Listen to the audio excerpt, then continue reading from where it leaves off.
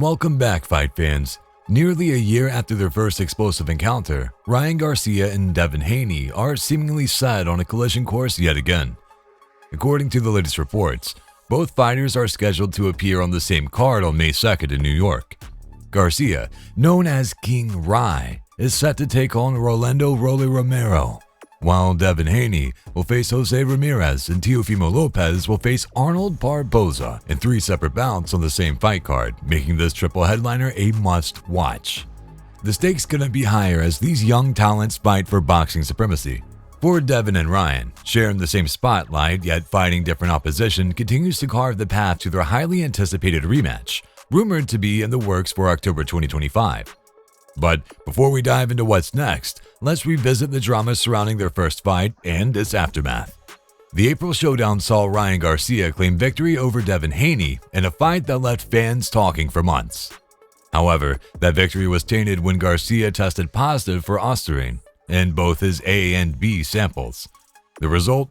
A year-long suspension from the sport handed down by the New York State Athletic Commission, coupled with a hefty $1.2 million fine that stripped away any significant portion of his fight purse. If that wasn't enough, Haney escalated the tension by filing a lawsuit against Garcia. The lawsuit, which alleges fraud, battery, and breach of contract, has added yet another layer of complexity to this already volatile rivalry.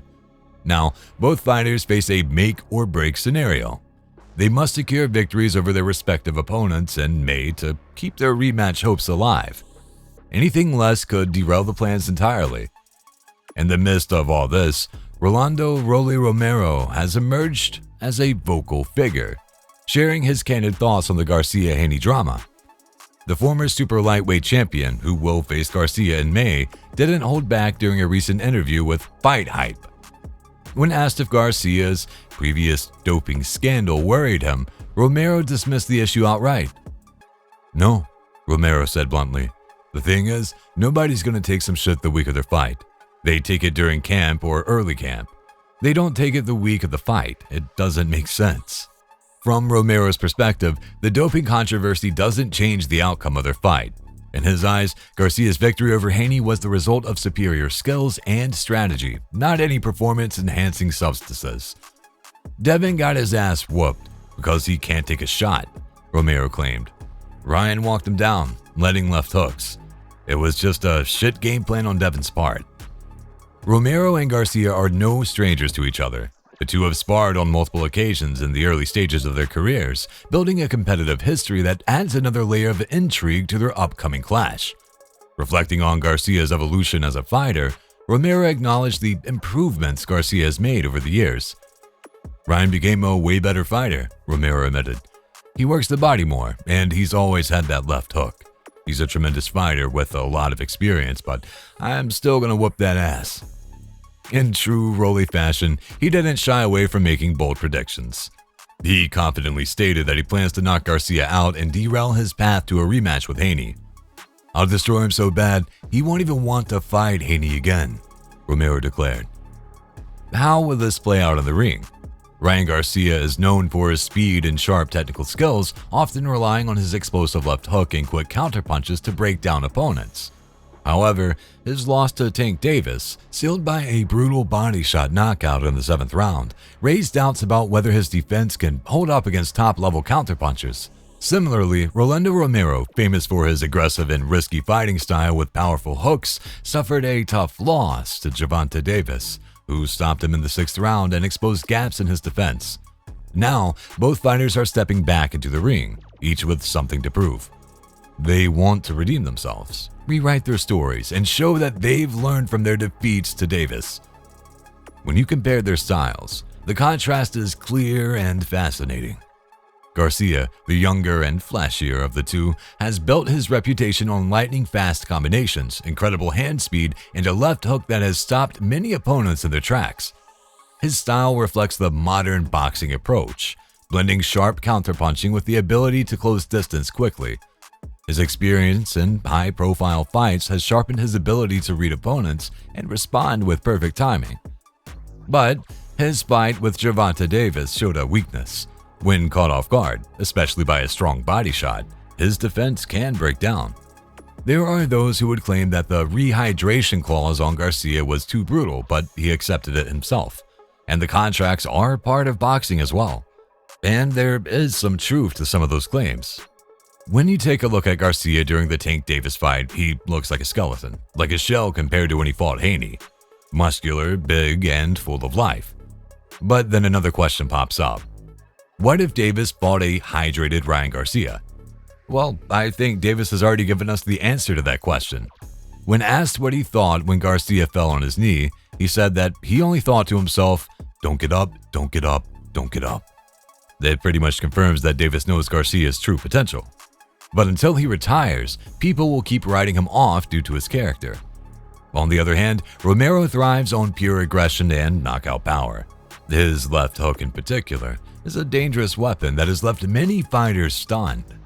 His strategy is to overwhelm his opponents with relentless pressure, often ignoring the finer details of defense and footwork to focus on power. While this approach has led to many early knockouts, it also leaves him open to counters from skilled opponents, as David showed when he caught Romero with a perfectly timed counter. This mistake cost Romero the fight and could hurt him again if he doesn't adjust his game plan. Tank Davis remains a haunting figure in the background for both fighters. His win over Garcia showed how even an elite fighter with speed and skill can be taken out by a perfectly placed shot. Davis used this power and timing to turn Garcia's aggression against him, exposing vulnerabilities in his defense. Romero faced a similar fate when his all-out style was met with Davis's smart counterpunching. These losses forced both Garcia and Romero to rethink their strategies and work on tightening their defenses. When the fight begins, expect a high-energy showdown. Garcia will likely start fast, using his signature speed and combinations to test Romero early. He might try to use his longer reach and quick jabs to keep Romero at a distance, waiting for an opening to unleash his powerful left hook. His counterpunching could be the key to victory. If he times his punches well, he could capitalize on Romero's aggressive flurries and land the kind of precision shots that have made him famous. Romero, however, won't sit back and wait. His aggressive nature will likely push him close to the distance quickly. He performs best in close-range exchanges, where his powerful hooks and body shots can cause serious damage. His strategy might involve cutting off the ring and forcing Garcia into tight spaces, where speed matters less and raw power takes over. If Romero can consistently land his left hook early in the fight, he could regain the momentum he had before his defeat to Davis. At the core of this matchup is the left hook, a punch that both fighters use to devastating effect. Garcia's hook is all about speed and accuracy, often catching opponents off guard with his precision. Romero's hook, on the other hand, is more about sheer force, designed to crush and overwhelm. Both fighters have been victims of well-placed hooks in the past, showing that their greatest weapon can also leave them vulnerable. The May 2nd card is shaping up to be a high-stakes event, with both Garcia and Haney fighting to keep their rematch dreams alive. For Garcia, it's a chance to silence critics and prove that his previous victory over Haney wasn't a fluke. For Haney, it's an opportunity to avenge his only career loss and reclaim his standing in the sport. Adding to the drama is the ongoing legal battle between the two fighters. Oscar De La Hoya, Garcia's promoter, has stated that a rematch will only be possible if Haney drops his lawsuit against Garcia and his promotional company. This adds another layer of complexity to an already contentious rivalry. In the end, this fight may come down to whose left hook proves more effective. Will Garcia's sharp and calculated hook break down Romero's aggressive style? Or will Romero's raw power overwhelm Garcia's precision? Either way, the ring will reveal which fighter truly has learned from their past and who will come out on top in this thrilling matchup. While Garcia, Haney, and Lopez prepare for their respective bouts, boxing fans are left wondering what will happen in the 140-pound division.